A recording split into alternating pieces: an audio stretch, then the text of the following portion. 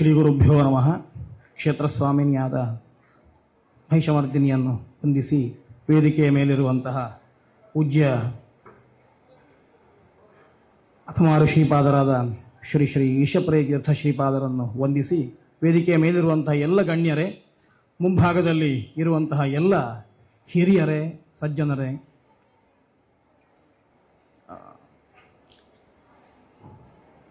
ಕೋಟಿ ಗಾಯತ್ರಿ ಯಜ್ಞ ಸಂಪನ್ನ ಆಗಿದೆ. ನಾವೆಲ್ಲ ಗಾಯತ್ರಿಯನ್ನು ಜಪ ಮಾಡಿದ್ದೇವೆ. ತುಂಬ ಸಂತೋಷ ಅಂತ ಹೇಳಬೇಕು ಅಂತ, ಆದರೆ ಅದನ್ನು ಸಂತೋಷ ಅಂತ ಹೇಳಲಿಕ್ಕಿಲ್ಲ. ಯಾರೋ ಒಬ್ಬ ಅಪ್ಪ ಬಂದು ನನ್ನ ಮಗ 3 ಹೊತ್ತು ಸಂಧ್ಯಾವಂದನೆ ಮಾಡ್ತಾ ಇದ್ದಾನೆ, ಭಾರಿ ಖುಷಿ ಆಯಿತು ಅಂತ ಹೇಳಿದರೆ ನಾವು ಮತ್ತೊಂದು ಸತಿ ವಿಮರ್ಶೆ ಮಾಡಬೇಕು. ಸಂಧ್ಯಾವಂದನೆ ಮಾಡುವುದು ಎನ್ನುವಂಥದ್ದು ನಿತ್ಯ ಕರ್ತವ್ಯ. ಅದನ್ನು ಮಾಡದೇ ಇದ್ರೆ ಸಿಟ್ಟು ಬರಬೇಕಷ್ಟೇ ಹೊರತು ಮಾಡಿದ್ರೆ ಸಂತೋಷ ಆಗುವುದಲ್ಲ ಅಂತ. ಅದನ್ನು ಮಾಡಲೇಬೇಕಾದದ್ದು. ಹಾಗಾಗಿ ನಾವು ಹೇಗೆ ಹೊಟ್ಟೆ ಹಸಿದಾಗ ಅದಕ್ಕೆ ಆಹಾರ ಹಾಕ್ತೇವೋ ಅದೇ ರೀತಿಯಲ್ಲಿ ದೇವತೆಗಳು ಹಸಿದಾಗ ದೇವತೆಗಳಿಗೂ ಕೊಡಬೇಕು ಅಂತ. ಅದು ಶಾಸ್ತ್ರದ ವಚನ. ನಮಗದು ನೆನಪು ಹೋಗ್ತದೆ, ನಮ್ಗೆ ಗೊತ್ತಾಗುವುದಿಲ್ಲ. ನಮ್ಮ ಹೊಟ್ಟೆ ಹಸಿದಾಗ ನಮ್ಗೆ ಗೊತ್ತಾಗ್ತದೆ ದೇವತೆಗಳು ಕಾಯ್ತಾರೆ ಅಂತ. ಅವರಿಗೆ ಹಸಿವಾಗುವುದು ಅಂತ ನಮ್ಮ ಹಸಿವು ಅಲ್ಲ ಅವರಿಗೆ, ಆದರೆ ನಮ್ಮಿಂದ ನಿರೀಕ್ಷೆ ಮಾಡ್ತಾರೆ. ನಾವು ಹುಟ್ಟಿ ಬರುವಾಗ ನಾವು ಒಂದಿಷ್ಟು ಋಣವನ್ನು ಹಿಡ್ಕೊಂಡು ಬಂದಿದ್ದೇವೆ. ಬ್ರಾಹ್ಮಣರು ಅಂತ ನಾವು ಕರಿತೇವಲ್ವಾ. ಏನು ನಮ್ಮ ಜವಾಬ್ದಾರಿ ಅಂತಂದ್ರೆ, ಶಾಸ್ತ್ರ ನಮ್ಮ ಮೇಲೆ ಒಂದು ಚಪ್ಪಡಿ ಕಲ್ಲಿಟ್ಟಿದೆ. ಜಾಯಮಾನೋ ವೈ ಬ್ರಾಹ್ಮಣ ತ್ರಿಭಿರ್ರಣವಾ ಜಾಯತೆ. ಉಳಿದವರು ಎಲ್ಲ ಹುಟ್ಟುವಾಗ ಜಗತ್ತಿನಲ್ಲಿ ಬಂದು ಸಾಧನೆ ಮಾಡಬೇಕು ಅಂತ ಅವರು ಹುಟ್ಟಿದರೆ, ನಾವು ಹುಟ್ಟುವಾಗಲೇ ನಮ್ಮ ಮೇಲೆ 3 ಸಾಲದ ಹೊರೆ ಉಂಟು ಅಂತ ಶಾಸ್ತ್ರ ಹೇಳ್ತದೆ. ತ್ರಿಭಿರ್ರಣವಾನ್ ಜಾಯತೆ. 3 ಸಾಲದ ಹೊರೆಯನ್ನು ಇಟ್ಟುಕೊಂಡೇ ಹುಟ್ಟಿದ್ದೇವೆ. ಬಂದ ಮೇಲೆ ಸಾಲ ಮಾಡಿದ್ದಲ್ಲ, ಬರುವುದಕ್ಕಿಂತ ಮೊದಲೇ 3 ಸಾಲದ ಹೊರೆ ಉಂಟು. ಅದಕ್ಕೆ ಋಣತ್ರಯ ಅಂತ ಹೆಸರು. ಆ ಋಣತ್ರಯ ಎನ್ನುವಂಥದ್ದು ನಮಗೆಲ್ಲ ಗೊತ್ತಿರುವಂಥದ್ದು, ನೆನಪು ಮಾಡ್ತೇನೆ ಅಷ್ಟೇ. ಒಂದು ದೇವಋಣ, ಮತ್ತೊಂದು ಋಷಿಋಣ, ಮತ್ತೊಂದು ಪಿತೃಋಣ ಅಂತ. ಈ ಋಣತ್ರಯವನ್ನು ಅಪಾಕರಣ ಮಾಡುವಂಥದ್ದೇ ನಮ್ಮ ಪ್ರಧಾನವಾದ ಕರ್ತವ್ಯ. ಈ 3 ಋಣವನ್ನು ಆದಷ್ಟು ಕಮ್ಮಿ ಮಾಡಿಕೊಳ್ಳುವುದು, ಅದನ್ನು ಪೂರ್ತಿಯಾಗಿ ನಾಶ ಮಾಡಲಿಕ್ಕೆ ಆಗುವುದಿಲ್ಲ. ಆ ಋಣವನ್ನು ಏನಾದರೂ ಯಾರತ್ತಾದ್ರೂ ಸಾಲ ಮಾಡಿದರೆ ಸ್ವಲ್ಪ ಬಡ್ಡಿಯನ್ನು ಎಕ್ಸ್ಟ್ರಾ ಸೇರಿಸಿಕೊಟ್ಟು ಒಂದು ದಿವಸ ಸಾಲ ಇರುವಂಥದ್ದು ಮುಗಿಬಹುದು. ನಮಗೆ ನಿಮ್ಮ ಲೋನ್ ಕ್ಲಿಯರ್ ಆಯಿತು ಅಂತ ಬ್ಯಾಂಕ್ ಹೇಳ್ಬೋದು, ಆದರೆ ದೇವತೆಗಳು ಲೋನ್ ಕ್ಲಿಯರ್ ಆಯಿತು ಅಂತ ಹೇಳಲಿಕ್ಕೆ ಆಗುವುದಿಲ್ಲ. ಯಾಕೆ ಅಂತಂದ್ರೆ ನಮಗೆ ಅಷ್ಟನ್ನು ಕ್ಲಿಯರ್ ಮಾಡಲಿಕ್ಕೆ ಆಗುವುದಿಲ್ಲ ಈ ಜನ್ಮದಲ್ಲಿ ಅಂತ ಅರ್ಥ. ಏನಷ್ಟು ಋಣ ಅಂತ ಸಣ್ಣ ಉದಾಹರಣೆಯೊಂದಿಗೆ ನಾನು ಹೇಳ್ತೇನೆ. ನಾವು ಎಲ್ಲಿಗೋ ಹೋಗ್ತಾ ಇದ್ದೇವೆ, ಪರೀಕ್ಷೆಗೆ ಹೋಗ್ತಾ ಇದ್ದೇವೆ ಅಂತ ಎಣಿಸ್ಕೊಳ್ಳುವ. ಎಲ್ಲ ಪರೀಕ್ಷೆ ಬರೆದವರೇ. ಪರೀಕ್ಷೆಗೆ ಹೋಗ್ತಾ ಇದ್ದೇವೆ, ಇನ್ನೇನು ಪರೀಕ್ಷೆ ಆರಂಭ ಆಗಬೇಕು. ಎಲ್ಲ ಒಂದ್ಸತಿ ನೋಡಿಕೊಳ್ತೇವೆ, ಕ್ವಶನ್ ಪೇಪರ್ ಬಂದಿದೆ, ಆನ್ಸರ್ ಪೇಪರ್ ಬಂದಿದೆ, ಪೆನ್ನು ಮರೆತು ಬಿಟ್ಟು ಬಂದಿದ್ದೇವೆ. ಒಂದೊಂದು ನಿಮಿಷ ಒಂದೊಂದು ಯುಗದ ಹಾಗೆ ಹೋಗ್ತದೆ. ವ್ಯರ್ಥ ಮಾಡಿಕೊಳ್ಳಿಕ್ಕೆ ನಮಗೆ ಇಷ್ಟ ಇಲ್ಲ. ಒಂದು ನಿಮಿಷವೂ ಅತ್ಯಮೂಲ್ಯ. ಸಮಯದ ಮೌಲ್ಯ ಗೊತ್ತಾಗುವಂಥದ್ದು ಆ ಹೊತ್ತಿಗೆ. ಪೆನ್ನಿಲ್ಲ, ಏನು ಮಾಡಬೇಕು ಗೊತ್ತಿಲ್ಲ. ಆಚೆ ಈಚೆ ನೋಡ್ತೇವೆ, ತಡಬಡ ಮಾಡಿ ಆಯಿತು, ಯಾರೋ ಒಬ್ಬ ಪೆನ್ ಕೊಟ್ಟ, 2 ಪೆನ್ ತಗೊಂಡ್ಬಂದಿದ್ದಾನೆ, ಅವನಿಂದ ನಮ್ಗೆ ಪೆನ್ ಸಿಕ್ಕಿತು, ಭಾರೀ ಸಂತೋಷ ಆಯ್ತು. ಎಷ್ಟು ಸಂತೋಷ ಅಂತಂದ್ರೆ ಪರೀಕ್ಷೆ ಮುಗಿದ ಮೇಲೆ ಹೇಳ್ತೇವೆ, ನೀನು ಇವತ್ತು ಇಲ್ಲದೆ ಇರ್ತಿದ್ರೆ ಅಥವಾ ನೀವು ಇವತ್ತು ಪೆನ್ ಕೊಡದೇ ಇರ್ತಿದ್ರೆ ನಾನು ಪಾಸ್ ಆಗ್ತಲೇ ಇರಲಿಲ್ಲ, ಬರೀಲಿಕ್ಕೆ ಆಗ್ತಿರ್ಲಿಲ್ಲ. ದೊಡ್ಡ ಉಪಕಾರ ಆಯ್ತು ಅಂತ 10 ಸರ್ತಿ ಹೇಳ್ತೇವೆ. 10 ವರ್ಷ ಆದ್ರೂ ನೆನಪಿಟ್ಟುಕೊಳ್ತೇವೆ. SLC ಎಕ್ಸಾಮ್ ಅಂತಂದ್ರೆ ನಾನು ಪಾಸ್ ಆಗಿದ್ದಿದ್ರೆ ಅವ ಪೆನ್ ಕೊಟ್ಟದ್ರಿಂದ ಅಂತ. ಪೆನ್ ಎನ್ನುವಂಥದ್ದು 5 ರಿಂದ 6 ಇಂಚು ಉದ್ದ ಇರುವಂಥದ್ದು, 1/4 ಇಂಚು ದಪ್ಪ ಇರುವಂಥದ್ದು. ಅದು ಕಮ್ಮಿ ಅಂತಂದ್ರೆ 2 ರೂಪಾಯಿಗೆ ಸಿಗ್ತದೆ.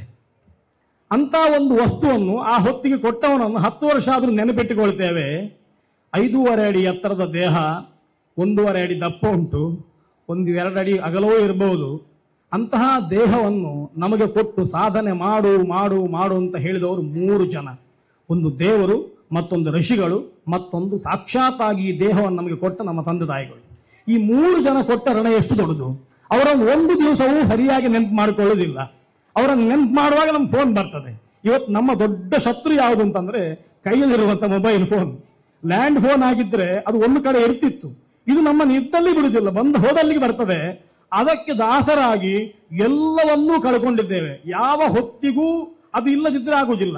ಜಡಭರತ ಅವ ಜಿಂಕೆಯನ್ನು ಒಂದು ಪಾಲಿಸಲಿಕ್ಕೆ ಆರಂಭ ಮಾಡಿ ಕೊನೆಗೆ ಪೂರ್ಣ ಅದರೊಟ್ಟಿಗೆ ಕಳೆದು ಜಿಂಕೆಯ ಧ್ಯಾನವನ್ನೇ ಮಾಡಿದ ಅಂತ ಭಾಗವತ ಹೇಳಿದ ಹಾಗೆ ಮೊಬೈಲನ್ನು ಇಟ್ಟುಕೊಂಡು ಆಪತ್ಕಾಲಕ್ಕೆ ಬೇಕಾಗ್ತದೆ, ಅನಿವಾರ್ಯಕ್ಕೆ ಬೇಕಾಗ್ತದೆ ಅಂತ ಕೈಯಲ್ಲಿ ಇಟ್ಟುಕೊಂಡು ಕೊನೆಗೆ ಅದೇ ನಮಗಿಂತ ಹೆಚ್ಚಾಗುತ್ತದೆ. ಆ ದೃಷ್ಟಿಯಿಂದ ಅದನ್ನು ಇಟ್ಟುಕೊಂಡ್ರೆ ಯಾವ ನೆನಪು ನಮಗಾಗೋದಿಲ್ಲ. ಯಾವತ್ತೂ ಕೂಡ ಅದರಲ್ಲಿ ಬಂದ ಮೆಸೇಜ್ ಅನ್ನು ನೋಡುವಂಥದ್ದು, ಹೇಳಿದ ಮೆಸೇಜ್ ಕೇಳುವುದಿಲ್ಲ. ನಮಗೆ ಇನ್ನೊಬ್ಬರು ಬಂದು ಹೇಳಿದ ಮೆಸೇಜ್ ಕೇಳುವುದಿಲ್ಲ ಅಂತ ಆಗಿಬಿಡ್ತದೆ. ಹಾಗಾದರೆ ನಮಗೆ ಈ ದೇಹವನ್ನು ಕೊಟ್ಟ ದೇವರಿಗೆ, ಋಷಿಗಳಿಗೆ, ಪಿತೃಗಳಿಗೆ ನಾವು ಏನು ಕೊಟ್ಟಿದ್ದೇವೆ? ಏನೂ ಕೊಡ್ಲಿಕ್ಕೆ ಸಾಧ್ಯ ಆಗುದಿಲ್ಲ. ಎಷ್ಟು ಕೊಡಬಹುದು ಅಂತ ಕೇಳಿದ್ರೆ ಎಷ್ಟು ಕೊಟ್ಟರು ಅಲ್ಪ ಆಗ್ತದೆ ಅಂತ. ಅದಕ್ಕೋಸ್ಕರ ಅದು ನಿತ್ಯ ನೆನಪಿರಬೇಕಲ್ವಾ? ಅದಕ್ಕೋಸ್ಕರ ಬ್ರಾಹ್ಮಣನಿಗೆ ಯಜ್ಞೋಪವೀತ ಅಂತ ಒಂದು ಉಪವೀತವನ್ನು, ಒಂದು ನೂಲನ್ನು ಹಾಕ್ತೇವೆ. ಅದರಲ್ಲಿ 3 ಉಂಟು ಎಳೆಗಳು, ಪ್ರಧಾನವಾದ್ದು. ಒಂದೊಂದು ಎಳೆಗಳು ಮತ್ತೆ 9 ಉಂಟು.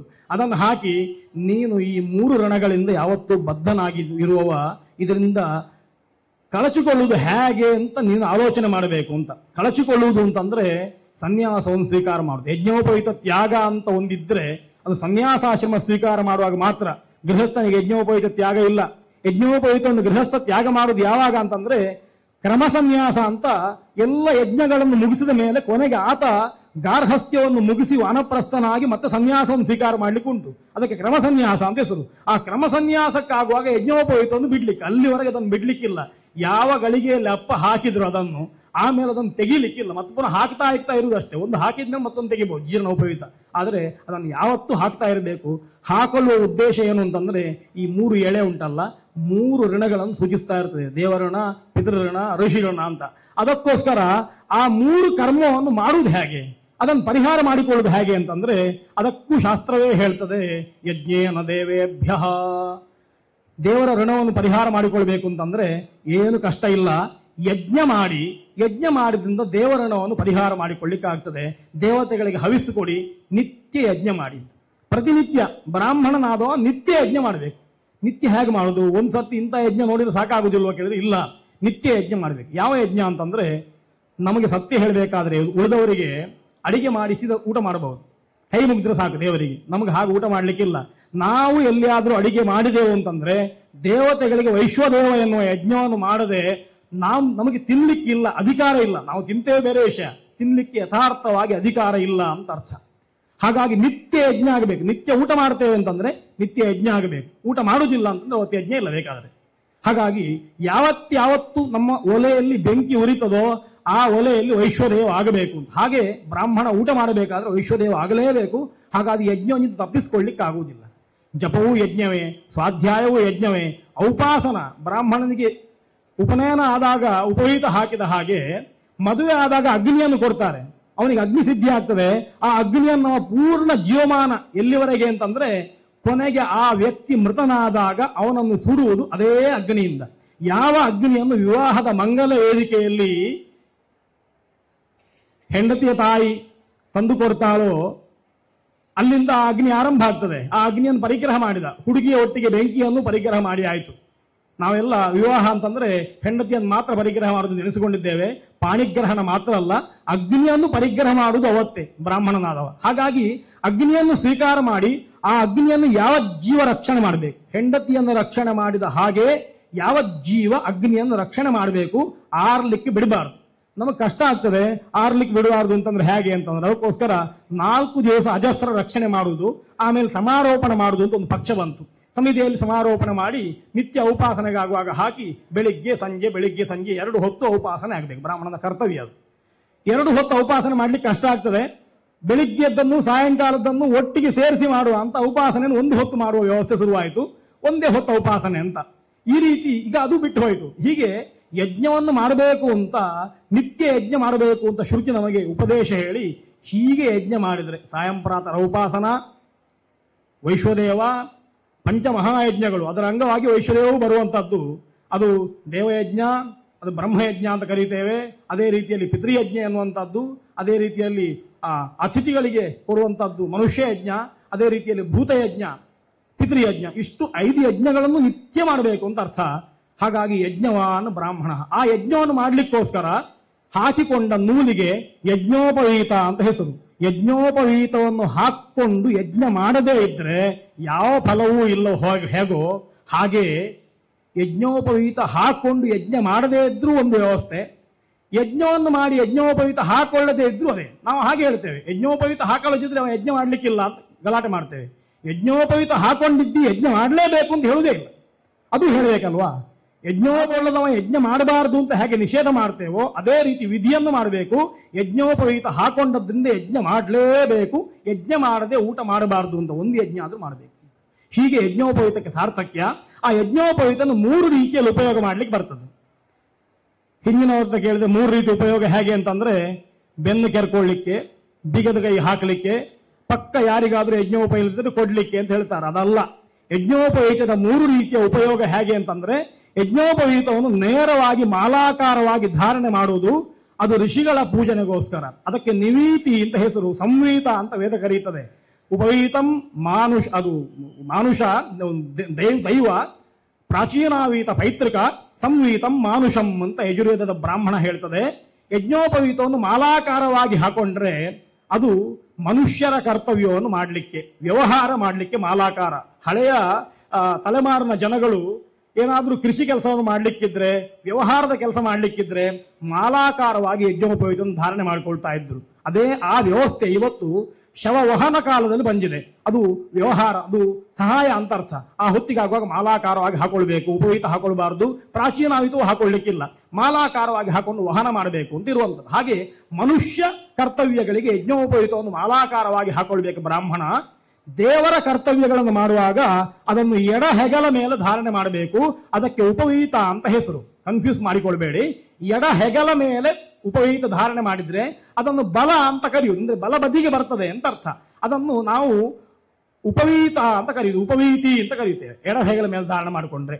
ಪಿತೃ ಕೆಲಸ ಮಾಡುವಾಗ, ಪೈತೃಕವಾದ ಕೆಲಸ, ಶ್ರಾದ್ದಾದಿಗಳನ್ನು ತರ್ಪಣಾದಿಗಳನ್ನು ಮಾಡುವಾಗ ಬಲ ಹೆಗಲ ಮೇಲೆ ಧಾರಣೆ ಮಾಡಬೇಕು, ಎಡ ಬದಿಗೆ ಬರ್ತದೆ. ಅದನ್ನು ಪ್ರಾಚೀನಾವೀತ ಅಂತ ನಾವು ಕರಿತೇವೆ.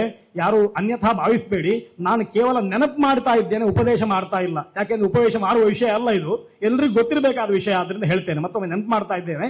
ಅದನ್ನು ಪ್ರಾಚೀನಾವೀತ ಅಂತ ಕರಿತೇವೆ. ಪ್ರಾಚೀನಾವೀತ ಮಾಡಿಕೊಂಡು ಪಿತೃಋಣವನ್ನು ಅಪಾಕರಣ ಮಾಡಿಕೊಳ್ಳಬೇಕು. ಉಪವೀತವನ್ನು ಹಾಕಿಕೊಂಡು ದೇವರಣವನ್ನು ಅಪಾಕರಣ ಮಾಡಬೇಕು. ನಿವೀತಿಯಾಗಿ ಋಷಿಗಳಿಗೆ ತರ್ಪಣ ಕೊಡುವುದರ ಮೂಲಕ, ಸ್ವಾಧ್ಯಾಯವನ್ನು ಮಾಡುವುದರ ಮೂಲಕ ಋಷಿಋಣವನ್ನು ಪರಿಹಾರ ಮಾಡಿಕೊಳ್ಬೇಕು. ಇಷ್ಟಾಗುವಾಗ ಮಧ್ಯಾಹ್ನ ಆಗ್ತದೆ. ಮತ್ತೇನು ಮಾಡುದು? ಮತ್ತೆ ವೈಶ್ವರ್ಯ ಮಾಡಿ ಊಟ ಮಾಡಬೇಕು. ಆಮೇಲೆ ಪುರಾಣಾದಿಗಳ ಅಧ್ಯಯನ ಉಂಟು, ಅದು ಮುಗಿಯುವಾಗ ಸಾಯಂಕಾಲ ಆಗ್ತದೆ. ಬ್ರಾಹ್ಮಣನಿಗೆ ಬೇರೆ ಯಾವ ಕೆಲಸ ಮಾಡ್ಲಿಕ್ಕೂ ಪುರ್ಸೋತಿಲ್ಲ ಅಂತ ಆಗಿಬಿಡ್ತದೆ. ಇವತ್ತು ನಮಗೆ ಅಷ್ಟು ಮಾಡ್ಲಿಕ್ಕೆ ಪುರ್ಸೋತಿಲ್ಲ, ಮತ್ತೆಲ್ಲದಕ್ಕುಂಟು ಅಂತಾಗಿದೆ. ಬ್ರಾಹ್ಮಣನ ದಿನಚರಿ ಹೇಗೆ ಅಂತಂದ್ರೆ, ಬ್ರಾಹ್ಮಿ ಮುಹೂರ್ತಕ್ಕೆ 4 ಗಂಟೆ ಹೊತ್ತಿಗೆ ಅವ ಎದ್ರೆ ರಾತ್ರಿ 9 ಗಂಟೆ ಅಥವಾ 8:15 ಗಂಟೆ ಸೂರ್ಯಾಸ್ತ ಆಗಿ ಒಂದು ಮುಹೂರ್ತ ಎಚ್ಚರ ಇರಬಹುದಷ್ಟೇ, ಮತ್ತೆ ಮಲಗಲೇಬೇಕು. ಅಲ್ಲಿವರೆಗೆ ಅವನ ವ್ಯವಹಾರಗಳಾಗ್ತದೆ. ಅಷ್ಟನ್ನೂ ಟೈಮ್ ಟೇಬಲ್ ಮಾಡಿ ಕೊಟ್ಟಿದೆ ಶಾಸ್ತ್ರ. ಇದಾದ್ಮೇಲೆ ಇದು, ಇದಾದ್ಮೇಲೆ ಇದು ಅಂತ. ನಾವು ಮಾಡ್ತಾ ಇರುವಂತ ಯಾವುದಕ್ಕೂ ಅದ್ರಲ್ಲಿ ಸಮಯ ಇಲ್ಲ. ಸತ್ಯ ಹೇಳಬೇಕಾದ್ರೆ 10 ನಿಮಿಷ ಮೊಬೈಲ್ ನೋಡ್ತೇವೆ ಅಂದ್ರೂ ಸಮಯ ಇಲ್ಲ. ಅಷ್ಟು ಟೈಮ್ ಟೇಬಲ್ ಶಾಸ್ತ್ರ ಕೊಟ್ಟಾಗಿದೆ ನಮಗೆ. ಅದು ಬಿಟ್ಟು ಎಕ್ಸ್ಟ್ರಾ ಕೊಟ್ಟಿದೆ, ಅದಕ್ಕೆ ಸಮಯ ಹೊಂದಿಸ್ಲಿಕ್ಕೆ ಆಗುವುದಿಲ್ಲ. ಅದಕ್ಕೋಸ್ಕರ ಅತಿರಾತ್ರ ಅಂತ ಬಂದದ್ದು ಯಜ್ಞ. ಒಂದು ರಾತ್ರಿ ಮೀರಿ ಬರುವಂತದ್ದು. ಸಂಧ್ಯಾ ಕಾಲ ಆದ ಕೂಡಲೇ ಯಜ್ಞ ಮುಗಿಯುವುದಿಲ್ಲ, ಒಂದು ರಾತ್ರಿ ಮೀರ್ತದೆ, ಅದಕ್ಕೆ ಅತಿರಾತ್ರ ಅಂತ ಕರೆದ್ರು. ಅಂದ್ರೆ ಬ್ರಾಹ್ಮಣ ರಾತ್ರಿಯನ್ನು ಮೀರಿ ಯಜ್ಞ ಮಾಡಬೇಕು ಅಂತ ಅರ್ಥ. ಆ ದೃಷ್ಟಿಯಲ್ಲಿ ಅದಕ್ಕೆ ಸಮಯ ಇಲ್ಲ, ಸಮಯ ಬರಲಿಲ್ಲ, ಸಿಗಲಿಲ್ಲ ಅಂತ ಅರ್ಥ. ಆ ರೀತಿ ಬ್ರಾಹ್ಮಣನ ಪ್ರಾತಃ ಕಾಲದಿಂದ ಸಾಯಂಕಾಲದವರೆಗಿರುವಂತ ಎಲ್ಲ ವ್ಯವಸ್ಥೆ ಅದು ಪೂರ್ಣವಾಗಿ ಅಧ್ಯಯನ, ಅಧ್ಯಾಪನ, ಸ್ವಾಧ್ಯಾಯ, ಪ್ರವಚನದಲ್ಲೇ ನಡೆದು ಬಿಡ್ತದೆ. ಈ ದೃಷ್ಟಿಯಿಂದ ಋಣತ್ರಯವನ್ನು ಖಾಲಿ ಮಾಡಲಿಕ್ಕೆ, ಋಣತ್ರಯವನ್ನು ಪರಿಹಾರ ಮಾಡಿಕೊಳ್ಳಿಕ್ಕೆ ಸಮಯ ಇಲ್ಲ ಅಂತ ಆಗ್ತದೆ. ಆದರೂ ಅದನ್ನು ಸಾಂಕೇತಿಕವಾಗಿ ಆದರೂ ನಮಗೆ ಮಾಡ್ಲಿಕ್ಕೆ ಆಗದಿದ್ದರೆ ಮಾಡಬೇಕೆನ್ನುವ ದೃಷ್ಟಿಯಿಂದ ಉಪವೀತವನ್ನು ನಮಗೆ ವೇದವೇ ಅನುಗ್ರಹ ಮಾಡಿದೆ, ಶಾಸ್ತ್ರ ನಮಗೆ ಅದನ್ನು ಕೊಟ್ಟಿದೆ, ಋಷಿಗಳು ಕೊಟ್ಟಿದ್ದಾರೆ. ಆ ದೃಷ್ಟಿಯಿಂದ ಪ್ರತಿಯೊಬ್ಬ ಬ್ರಾಹ್ಮಣನೂ ಕೂಡ ಅದರ ಆ ಯೋಗ್ಯತೆ ಸಿದ್ಧಿಯಾಗುವುದು ಹೇಗೆ ಅಂತಂದ್ರೆ, ಉಪವೀತ ಧಾರಣೆ ಮಾಡಿ ಗಾಯತ್ರಿ ಉಪದೇಶ ಮಾಡೋದು ನಮ್ಮಲ್ಲಿ. ಆದರೆ ನಿಜವಾಗಿ ವ್ಯವಸ್ಥೆ ಹೇಗೆ ಅಂತಂದ್ರೆ, ಗಾಯತ್ರಿ ಉಪದೇಶಕ್ಕೋಸ್ಕರ ಉಪವೀತ ಅಷ್ಟೇ, ಮುಂದೆ ವೇದಾಧ್ಯಯನ ಮಾಡಬೇಕು ಅಂತ ನೆನಪಿಸಲಿಕ್ಕೋಸ್ಕರ. ಆ ದೃಷ್ಟಿಯಿಂದ ಗಾಯತ್ರಿ ಮಂತ್ರದ ಉಪದೇಶ ಉಪನಯನ ಕಾಲಕ್ಕಾಗುತ್ತದೆ. ತಂದೆ ಒಬ್ಬನು ಉಪದೇಶ ಮಾಡ್ತಾನೆ. ನಾವು ಇವತ್ತು ತುಂಬಾ ಜನ ಮಾತಾಡ್ತಾರೆ, ಗಾಯತ್ರಿಯನ್ನು ಅಪ್ಪನೆ ಕೊಡಬೇಕು ಅಂತಿಲ್ಲ, ಅದು ಕ್ಯಾಸೆಟ್ ನಲ್ಲೂ ಸಿಗ್ತದೆ, ಊರಿನಲ್ಲಿ ಯಾರು ಕೇಳಿದ್ರು ಹೇಳ್ತಾರೆ ಅಂತ. ಅದೆಲ್ಲ ಗಾಯತ್ರಿ ಮಂತ್ರ ಅಲ್ಲ. ನಾನೊಂದು ಸತ್ಯ ಹೇಳ್ತೇನೆ, ನಮಗೆಲ್ಲ ಗೊತ್ತುಂಟು. ನಮಗೆ ಉಪದೇಶ ಇರುವ ಗಾಯತ್ರಿ ಮಂತ್ರ ಯಾವುದು ಅಂತಂದ್ರೆ, ನಮ್ಮ ಅಪ್ಪ ಉಪನಯನ ಕಾಲದಲ್ಲಿ ಕಿವಿಯಲ್ಲಿ ಹೇಳಿದ್ದು ಮಾತ್ರ, ಬೇರೆ ಯಾವುದಲ್ಲ. ಬೇರೆ ಯಾವ್ದು ಮಂತ್ರ ಇದ್ರೂ ಕೂಡ ಪುಸ್ತಕದಲ್ಲಿ ಇದ್ದದ್ದೋ, ಇನ್ನೊಬ್ರು ಹೇಳಿದ್ದೋ, ಕ್ಯಾಸೆಟ್ ನಲ್ಲಿ ಕೇಳಿದ್ದೋ ಅದು ಯಾವುದಲ್ಲ.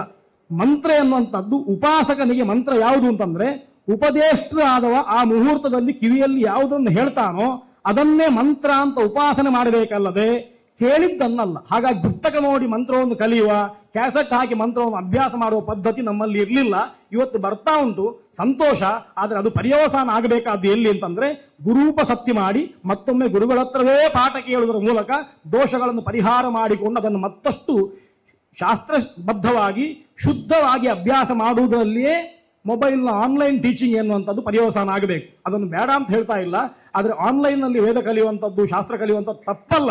ಆದರೆ ಪರ್ಯವಸಾನ ಆಗಬೇಕಾದ್ದು ಗುರುಮುಖೇನವೇ, ಆರಂಭ ಆಗಬೇಕಾದ್ದು ಗುರುಮುಖೇನವೇ. ನಾನು ತುಂಬಾ ಜನ ಹೇಳಿದ ನಂತರ ಆನ್ಲೈನ್ನಲ್ಲಿ ವೇದಪಾಠ ಮಾಡ್ತಾ ಇದ್ದಾರೆ ಕೋವಿಡ್ನ ನಂತರ, ಅದಕ್ಕೆ ಸೇರಿಕೊಳ್ಬಹುದು ಬೇಡವೋ ಅಂತ. ನೀವು ಅವಶ್ಯ ಸೇರಿಕೊಳ್ಳಿ, ಆದರೆ ಅದಕ್ಕಿಂತ ಮೊದಲು ಹೋಗಿ ಗುರುಗಳಿಗೆ ನಮಸ್ಕಾರ ಮಾಡಿ ಬನ್ನಿ.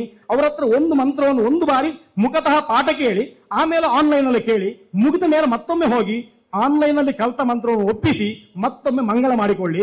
ಇದು ಹೀಗೆ ಮಾಡಿದ್ರೆ ತೊಂದರೆ ಇಲ್ಲ. ಕೇವಲ ಆನ್ಲೈನ್ನಲ್ಲೇ ಕೇಳ್ತೇನೆ, ದಕ್ಷಿಣೆಯನ್ನು ಆನ್ಲೈನ್ನಲ್ಲೇ ಪಾವತಿ ಮಾಡ್ತೇನೆ ಅಂತಂದ್ರೆ ಯಾವ ಪ್ರಯೋಜನವೂ ಇಲ್ಲ.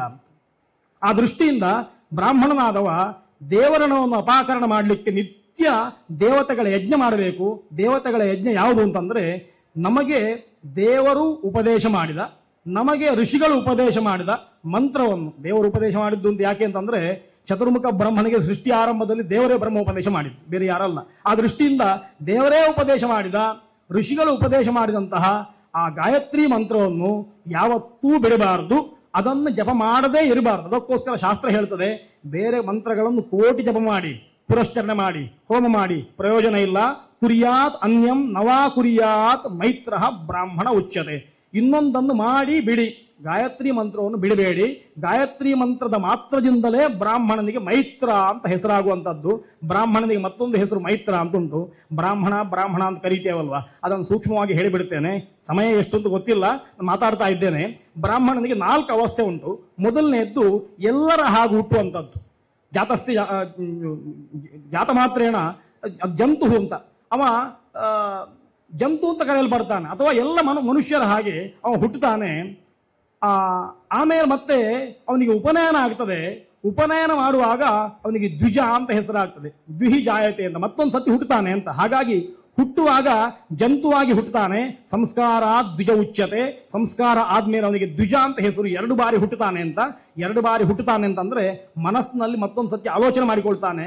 ಗಾಯತ್ರಿಯ ಉಪದೇಶ ಸಿಕ್ಕಿದ ಮೇಲೆ, ಗಾಯತ್ರಿ ಉಪದೇಶ ಸಿಗುವಂಥದ್ದೇ 2ನೇ ಜನ್ಮ ಅಂತ ಅರ್ಥ. ಅದಾದ ಮೇಲೆ ವೇದಾಭ್ಯಾಸೇನ ವಿಪ್ರತ್ವಂ, ವಿಪ್ರ ಸಮಾಜ ಅಂತ ಕರಿತೇವೆ. ವಿಪ್ರ ಅಂತ ಆಗುವಂಥದ್ದು ವೇದಾಭ್ಯಾಸ ಮಾಡಿದ ಮೇಲೆ ಮಾತ್ರ. ವೇದಾಭ್ಯಾಸ ಮಾಡಿದ್ರಿಂದ ಅವನಿಗೆ ವಿಪ್ರ ಅಂತ 3ನೇ ಹೆಸರಾಗ್ತದೆ. ಮೊದಲು ಸಾಮಾನ್ಯ ಹೆಸರು ತಂದೆ ಇಟ್ಟದ್ದು, 2ನೇಯ ಹುದ್ದೆ ಅಥವಾ ಅರ್ಹತೆ ದ್ವಿಜ ಎನ್ನುವಂಥದ್ದು, 3ನೇ ಅರ್ಹತೆ ವಿಪ್ರ ಅಂತ ವೇದಾಭ್ಯಾಸ ಮಾಡಿದ್ರಿಂದ.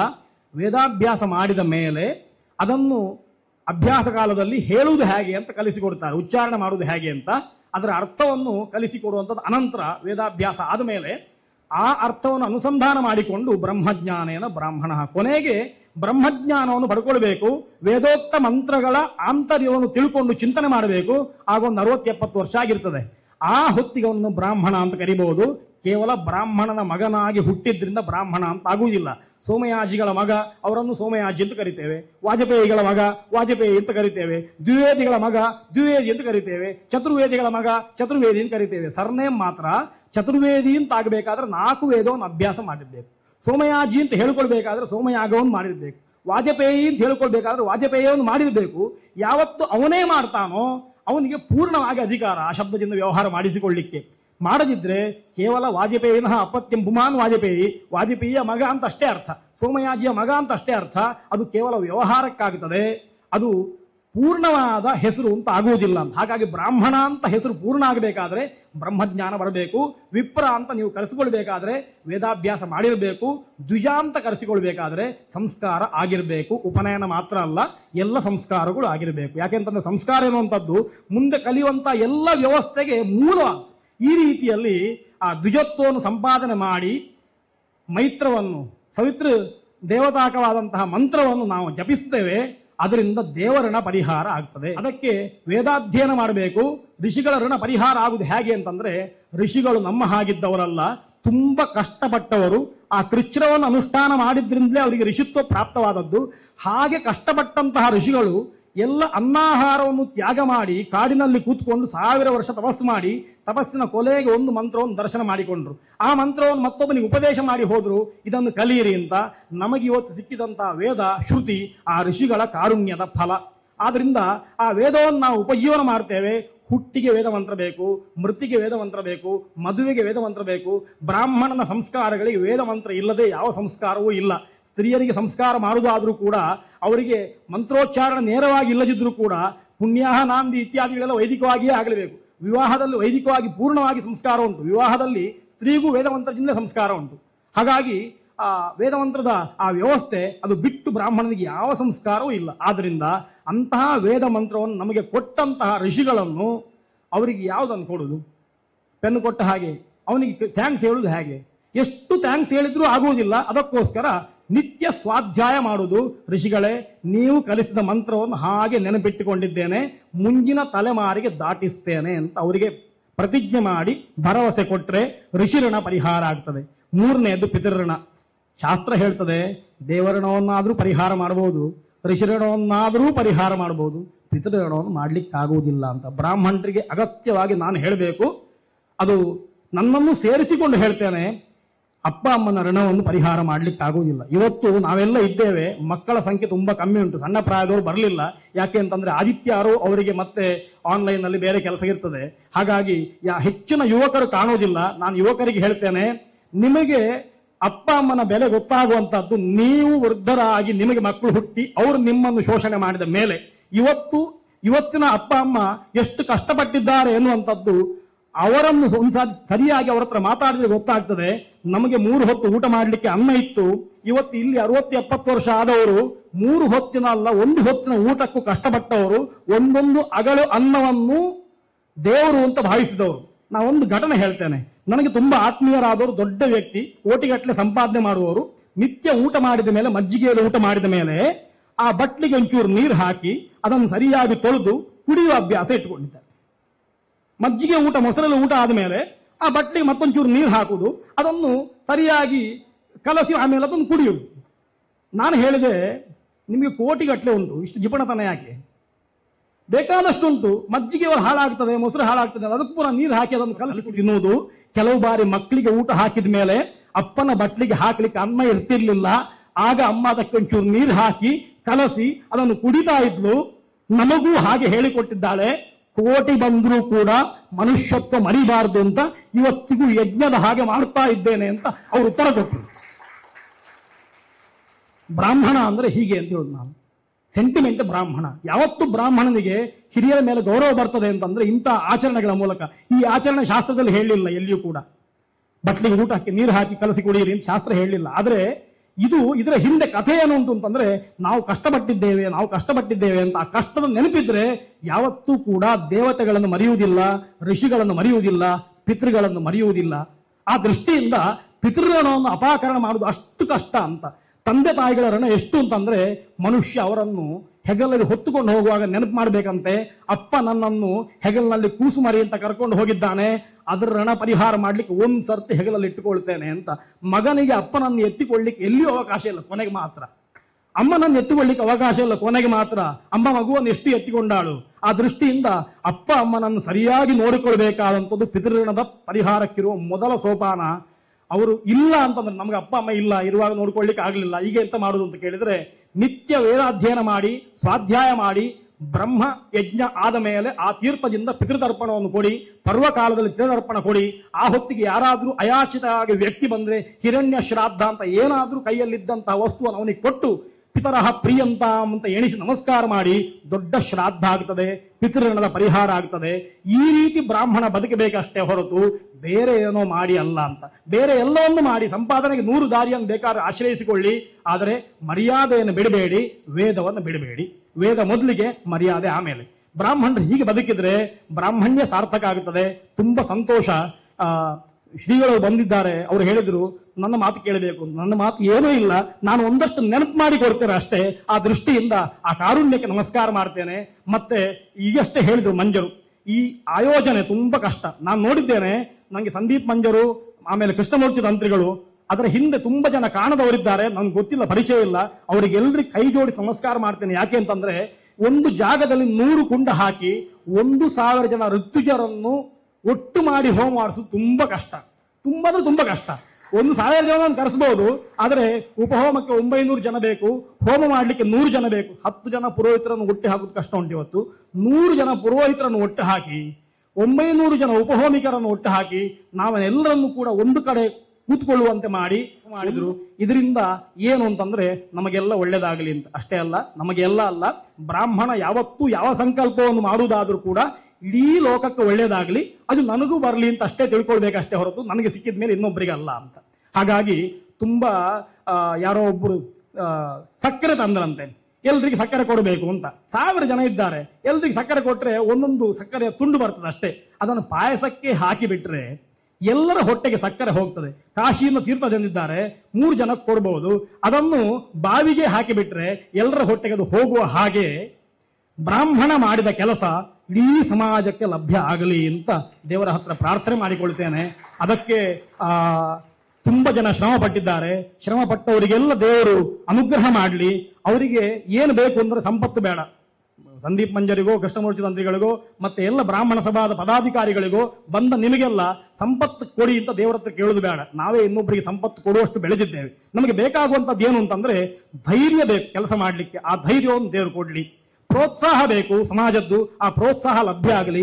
ಕೆಲಸ ಮಾಡುವ ಮನಸ್ಸಿರುವ ಒಳ್ಳೆಯ ಜನಗಳು ಬೇಕು, ಅವರು ಲಭ್ಯ ಆಗಲಿ. ಮಾಡಿದ ಕೆಲಸವನ್ನು ನೋಡಿ ಒಳ್ಳೇದಾಯ್ತು ಅಂತ ಹೇಳುವ 10 ಜನ ಆದ್ರೂ ಬೇಕು, ಅವರು ಲಭ್ಯ ಆಗಲಿ ಅಂತ ಪ್ರಾರ್ಥನೆ ಮಾಡ್ತೇನೆ. ಮತ್ತೆ ಒಂದು ಪ್ರಕಟಣೆಯನ್ನು ಹೇಳ್ತೇನೆ. ಈ ನನಗೆಲ್ಲ ಸುಬ್ರಹ್ಮಣ್ಯ ಭಟ್ರು ಇಷ್ಟು ಮಾತಾಡಿದ್ರು ಅಂತ, ಸುಬ್ರಹ್ಮಣ್ಯ ಭಟ್ರು ಇಷ್ಟು ಮಾತಾಡಬೇಕಾದ್ರೆ ನನ್ನನ್ನು ತಿದ್ದಿ ತೀಡಿದ ಗುರುಗಳಿದ್ದಾರೆ.